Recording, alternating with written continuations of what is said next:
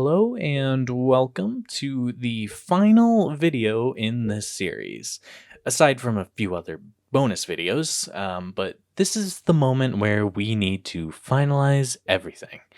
And the way I do that is through adjustment layers. Now, before we begin with that, I just want to point out one thing, and you may or may not run into it a bit. But if you ever are using the blending brush and you're just going along with this and and you get this like weird white line. Now, some of you may experience this, and I'm going to tell you that okay, this is obviously not right, and the reason this is happening is because we are mixing and mashing with all these other layers, and all we have to do is go up to sample all layers, just disable that, and everything should be back to normal. This button can it can get a little weird, so if you ever do experience anything like that, something is not just quite not right with it, just go ahead, mess around with this button, click it a few times, see what happens. That should fix that right up. And if you're working all on one layer, everything should be all good.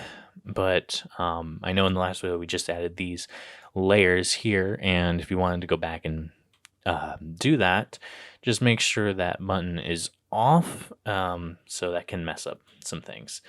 So let's get into it, and what we're gonna do is go over to adjustments right here, and we're going to see all these icons just like this. And if you remember from the adjust video, a few videos back, we went up to image adjustments and did these adjustments through here. But now what we're going to do is we're going to start adding layers, and this is going to affect all the layers underneath it. So go up to your top layer, not the black bars layer if you added that, but if you did add that, go up to the top layer just under it and click that and make sure you're selected on that, and we're gonna just start adding these in. And the way I like to do it, you don't have to know what they do or all that nonsense. It's really not as important as you might think. Pretty much what I do, I like to start from the top left and work my way to the right and then go down just like that. And I just like to add layers, and if one works, great, I'll keep it. If one doesn't work, just delete it. So the way this is going to work, I like to start with brightness and contrast. So if I just click this, you'll see that a layer instantly gets added right here, and make sure that it's right at the top. And you'll get this little pop-out menu right here. It says properties or something like that. And you'll see two sliders, brightness and contrast. So what we're going to do, it's going to depend. You're going to have to use your best judgment on here. You don't want to use the exact same numbers as I do, because my landscape is going to be so much different from yours. So what we're going to do, the way I like to work with this, we don't want too much contrast, okay? There is such thing as too much contrast. You can see like how dark the dark's got. It's just it's harsh on the eyes, but perhaps you like that. Sure, you can keep that. You're the artist, you make the decisions. But I like to crank it all the way up to 100 and then work down from there. Instead of starting from 0 and going up. And I think this is a much better way, and you just know your maximum limit of what you can do. So I'm just gonna keep it right about. You just want to use your best judgment. You don't want the lights too light. You don't want the darks too dark. So that looks good about there. And the way to check what you just did is if you go over to the layer you just made, you can hide it just like that, and boom, just like that. You can see that was what it was like before, and this is it after, and you see that is already a huge difference. Like the contrast really makes it like just a huge difference. And the brightness, you don't want to touch it too much. Actually, I'm just not even going to touch it because we're going to use a different brightening technique in a minute. Okay, so that looks good just like that. Okay, so Next, we can move on to levels or curves, but I don't really use levels or curves that much. A lot of people like to use levels and curves. We already used levels, so I think I'm just not really gonna even bother with that. Curves, people like curves. If you're a curves kind of guy, you can add that in if you want or not. I'm just gonna skip over it. I'm gonna go right to exposure, and we're gonna get. Don't worry about offset or gamma credit. We don't even want to touch that. We just want to worry about the exposure slider, and I'm just gonna bring it up just a little bit, just to 0.15. That looks pretty good. If I just hide that, actually we'll use my technique of over brightening it, and then you can work your way down, just like that. And I think I'm a little worried about the sky. I mean, this is really all we're doing is it's just if you've ever edited a photo on Lightroom, Photoshop, we're literally just doing the same exact thing. We're just editing a photo. That's all we're doing. And you have all these sliders. Now, I don't want to blow out this sky, but I do like that kind of glowing effect. So I definitely like it bright like that. Yeah. So just keep unhiding and hiding. That's definitely one of my tips. And you see it kind of looks a little weird like that, but if I add that in, that looks good just like that. So I'm going to move on to vibrance, just add that in, layer will be implemented, and we can up the vibrance. Remember, the vibrance is sort of like your fine tuner, and the saturation is your kind of coarse tuner. Now, if I bring that up, that is obviously way too much. So I'm just going to bring that down. I definitely like the saturation going on here. I love the colors in this landscape. So the colors are definitely a very apparent thing, but maybe yours isn't. So you just have to use your best judgment. I can't see your landscape, but um, yeah. So just use your best judgment, and again, you can just keep hiding them. I mean, oh my gosh, already you can just see the difference. I mean, this looks so faded and just weird. And then we have this. Now maybe that was a little too much vibrance. Now I lost the thing here, but if you find properties, it should look like a little box here with some rectangles and squares. So we go there. Okay, let's bring that just a little bit down, maybe a little bit up. Okay, that looks good like that. Yeah, that saturates the warm colors right there. Okay, let's move on down to hue and saturation. Now, I love to use this one because if you remember from the adjust video, I like to see, like, you can see how your landscape could be completely different. Um, really can change it, but typically I actually like to bring this up so I can make this a little bit more red. I'm focusing right here. And I like to look in my navigator as well, just get the whole picture. I'm going to bring this up because I actually like it to be a little bit more yellow there. And yeah, just +6, that's all you need to do. Yeah, I like that, so that's good. Now, I'm about to add, if you watch my Photoshop tutorial, you'll know I love this adjustment so much.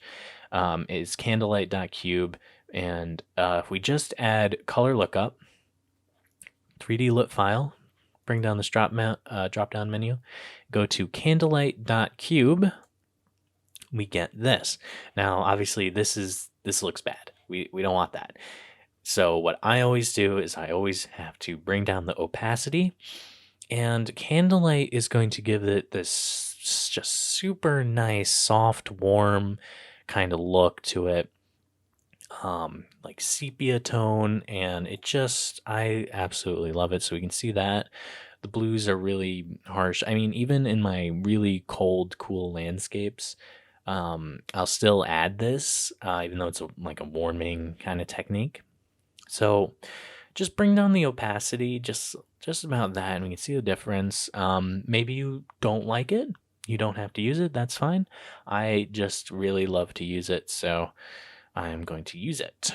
So that looks pretty good. From there, we can always adjust later if we want to. And I think I'll add a photo filter as well. And you can see all these layers are just starting to stack up on top of each other.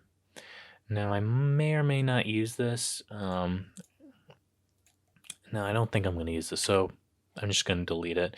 And that's just kind of the process that I use. So let's see, I forgot color balance. I think color balance is going to be pretty important in here because um, I have a lot of colors. Now this is going to really rely on your judgment. What do you like better? Do you okay? So I went towards more of the cyan. Um, it can be hard to tell kind of what's going on, but I'm just adding more green if I want that, or more magenta. I might just kind of leave that around 0 + 1 there. And I think we're leaning more towards a warmer type of landscape. So let me just see what I did there. Um, okay, well, I can always bring down the opacity or just delete it, but I think I'll just leave it like that, about 50% opacity. Now, we don't need invert, we don't need posterization, but I will show you posterization because it can look pretty cool. If you just leave the levels really low, if you remember from the filters video, adjust video, when we use posterization to get more detail, that can be pretty cool, but I don't think I'm going to be using that, so I'll just leave that there. And selective color. So, I mean, even I don't really know exactly what each of these adjustments do, but it's really not that important. It's just experimentation, and that's really it. So let's see, blacks. So this is affecting the reds, the dark areas in the reds. So in selective colors, I can bring this down. Maybe I want to affect the blues. And if I go to blacks, okay, here we go. And now it's affecting all the blue colors. I don't think I'm going to touch it too much, but I like that extra vibrancy in the middle here. So I'm just going to go ahead and leave it like that. So that was all the adjustment layers I wanted to use. And to check what we did, we can go ahead, hold down left click right where these eyes are, and you can drag down until they all disappear right from your adjustment layers. And we just let go, you can see what we've done. If I hit Control Z a few times, you can see this is what we did. This is what it looked like before. And it's very important to compare what you did, see what you like. Like, okay, maybe there's too much contrast, maybe not enough. You have to make that decision. And I think we're looking pretty good. I'm looking at the navigator mostly. I think there is a little bit too much contrast actually. So I think I'm just going to take my contrast layer, just lower that about 20% or so. And that looks good like that. I can also bring down the exposure just a little bit. And it's just fine tuning from there. And I think that looks good. Now that we're done with that, we can see that it was pretty dramatic of a difference. That's a pretty dramatic difference. So the next thing that I want to do, and this is the icing on the cake here. This is my favorite thing to do, and that is I love to add a sharpening layer. Now, typically when I'm editing like a photograph, I almost never sharpen it because you can over sharpen, and a photo is already super, super sharp usually, and you don't have to sharpen it. I think it can be too much on the eyes sometimes, and it just, the noise looks a little weird. But on a painting like this, the sharpening layer, you can't really overdo it. It really makes it pop so much, and I love using it. So what we're going to do, we're going to go over, first of all, we need to select our layer right here that we got all the paint on. That is very important, or otherwise you won't see anything.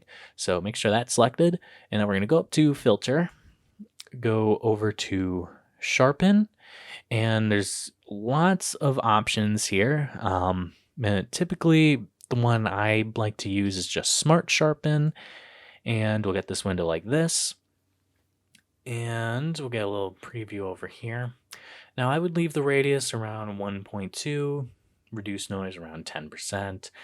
You don't have to know what those mean or anything, but If you want to, you can experiment with that.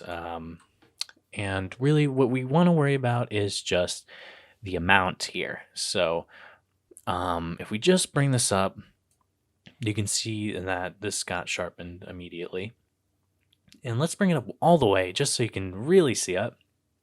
And as you can see, this looks super, super sharp. And just to show you before and after, we can enable and disable the preview button.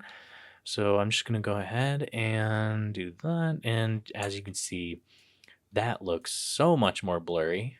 And if I just enable it, boom, that is so much more sharper. Now, what you want to look out for when doing that is these weird kind of pixels like this, like really hard, harsh pixels like that. Now, you can always blend it out with the blending brush. That's fine. But 500%, that's a little crazy. I think we're going to bring it down to like 238. I mean, you can really crank this up. And if you want to think about the amount, it's kind of like vibrance and saturation. Amount is kind of your fine tuner. Radius is, it's a little different effect, but it's more of a coarse kind of effect when you do that. So I love adding in this sharpen layer. It just really, really helps. So if I just disable this, and if you look very, very closely, you can see there is a very dramatic difference going on here. And if you want, you can crank it up even more. And you can also see right here, we also have a preview. It's going to automatically select the spot that has the most detail. And okay, you can't actually see it up the preview, but you can see it actually here. You can even see in the navigator that it's a pretty big difference.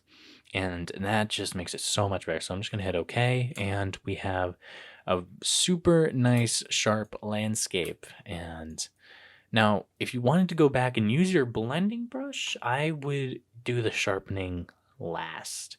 Because once you start going in with the blending brush now, it's going to make kind of everything blurry, unless you do it very subtly like that. I mean, you can go in, like these pixels can be a little weird like that. So you can always go back and do that if you want, or, add in the sharpening layer whenever you want. But we can always see the difference now. Like that was applied to that layer. So that can be a little bit destructive. So just make sure that is final the way you want it, and I really like how that looks. Now there's one more thing we can add, and that is the filter gallery. Back to the filter gallery. So we have a whole bunch of options. Now it's going to look super, super weird, as if you remember from the adjust video, reason because we're working only on this layer. If we just take a look, we can look at these sort of things. Now you probably maybe won't use most of these, but I mean that's pretty cool. I'm not going to use that, but that's a very cool like abstract kind of thing. But this is a really fun place to play around with stuff, figure out what you want. You can open up these.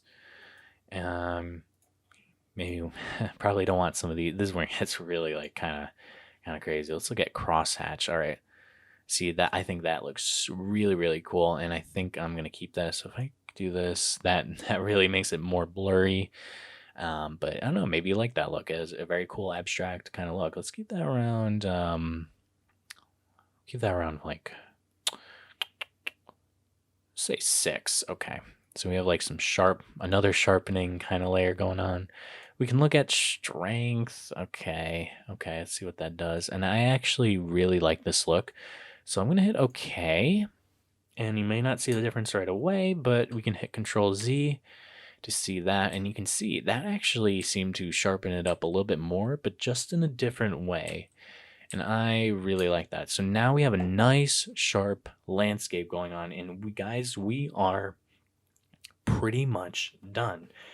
Now, one thing you can do is take a look, flip it, and like maybe you'll say like, oh wow, I actually like that better. Now I'm not really sure what I like better. I mean, I've been working on this kind of a lot. I feel like this is just more natural to me.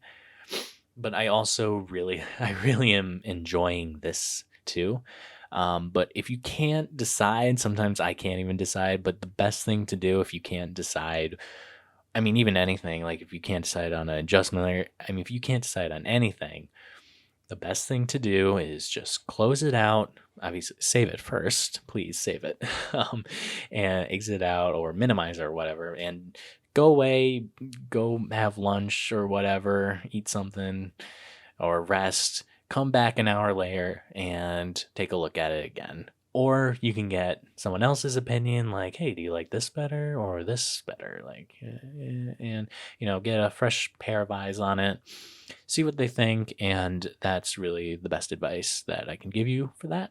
But there's one final thing just to top it off, and that is a signature.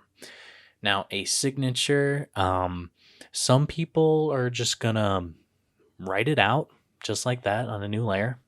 Um, but if you're someone like me, I like to actually just copy over my signature from landscape to landscape. And I know some people are like, "Oh, don't do that. What are you crazy?" Like, um, the thing is, as the artist, you make the decisions, okay? And for me, I like to just transfer over my signature. And pretty much what I do is I opened up my last landscape that I did, and I have a signature, and I always just copy it over. So, I mean, you can see this one. I did the mixer brush and all that, but I just have my signature here, and I just drag it over into here, and I'm just going to drag it right here. I like to keep the same size usually, and I almost always put it in the bottom left where it's pretty dark. You can see it. It's not taking over the entire thing, but really you make the decisions how you want. Maybe you don't even want a signature. That's fine. I mean, I like to have a signature, say like, yes, this is my work, that sort of thing. I mean, sure, someone could crop it out, but then it's like, it's not really, it's sort of like this is your mark. But if you want, you can do that or not. But I highly recommend it. Maybe you want to have a unique signature and just write everyone onto the painting like a traditional painting. But just do whatever you want. But this is really it. We are actually done. Can you believe it? We are actually done. Now, what you could do, like I just said, you could go back and just keep going in with the mixer brush, go back to the paintbrush, really define things. You can just keep doing that and doing that.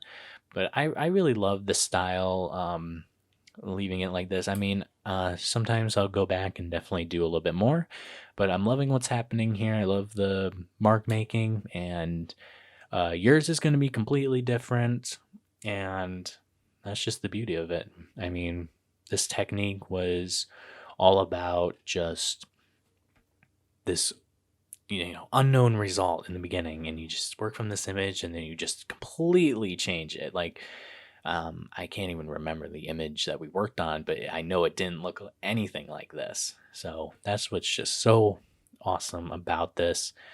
But anyway, thanks for watching. I really, truly, truly hope that this technique worked out for you. But if not, that is okay, because not every technique will work for you. But what I've personally found is that I watch a ton of different artists create landscapes in Photoshop, and they all do them differently.